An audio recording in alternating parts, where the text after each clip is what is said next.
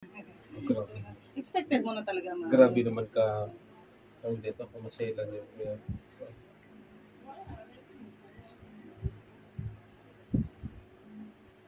Ayan na. Baby, andyan na.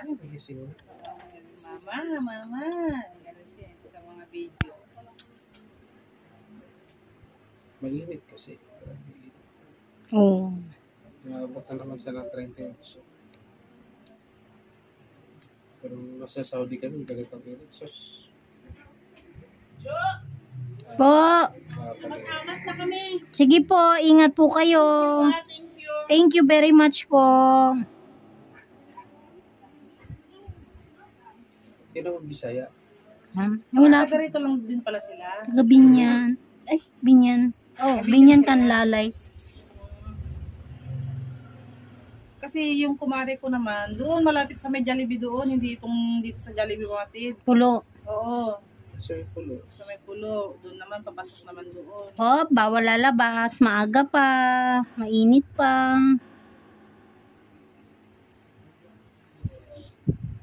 Yan mga ka-Ingron. Bali, manipis lang yung ano ni sir, kung makikita nyo.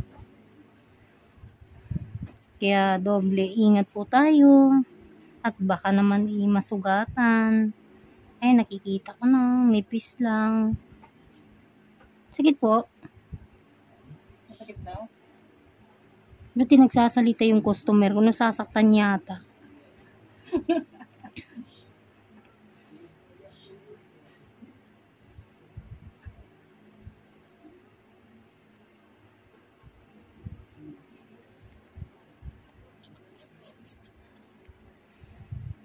Halos ganito din yung nilinisan kong nagtatrabaho sa barko. Ang dami niyang ingron, baluktot na yung yung ingron niya. Pero pag hinilaan mo siya, magsusugat talaga, hindi siya gaya ng iba. Kasi yung sapatos kasi may steel. Ako nga rin, Beo, sa sobrang ng pagsasapatos ko, tignan mo parang nagano na yung isang kuko ko. Baluktot. Parang lumiliit na siya. Yung isang lalaki ko, patignan mo. Ito, parang lumiit na ito. Compare mo sa isa. Alam mo na.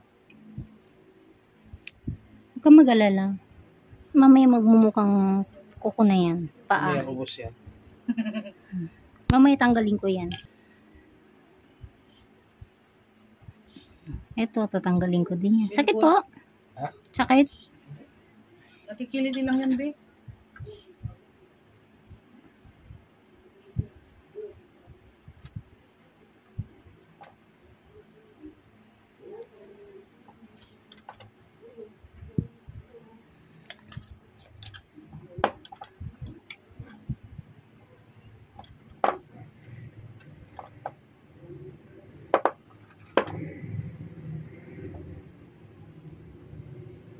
Sakit. Masakit daw. Hindi. Kung baka nandiyan na. Ay, wala pa. Kahit tahimik lang tong nililinisan ko. Baka mamaya bigla na lang akong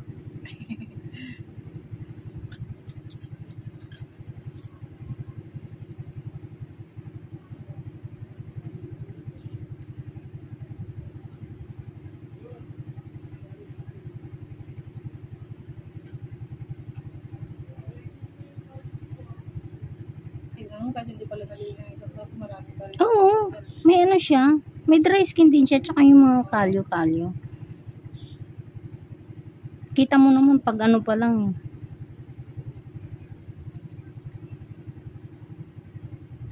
Okay na yan. Ayaw mo na lang yan. Okay lang yan. Ayaw mo na. Para maano yung...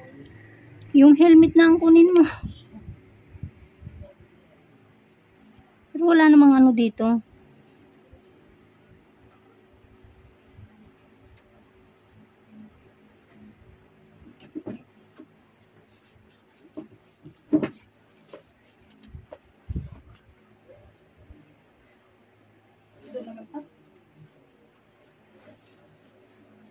Ano naman? Wala naman na. Mababait naman ang mga person dito. Mahirap na naman. Yung dayo ba?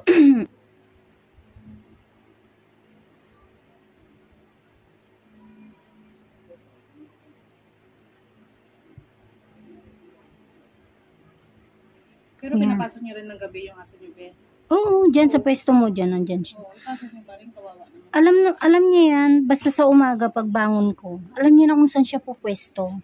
Siya na mismo, hindi ko pa nailalapit sa pwesto niya. Alam niya na, o ano siya dyan sa upuan. Diyan siya hanggang bago magpananghalian. Pag alas 12 kasi, di ba, mainit na. Doon na siya sa pwesto ng tricycle. Sa ilalim. Napakabait na aso niya. Ay, nagtugo ng kaunti lang. Mamamag. Galing yung sapatos. Ang puti ng kuko niya, be, no? Nakakaya. Bakit nakakaiyak?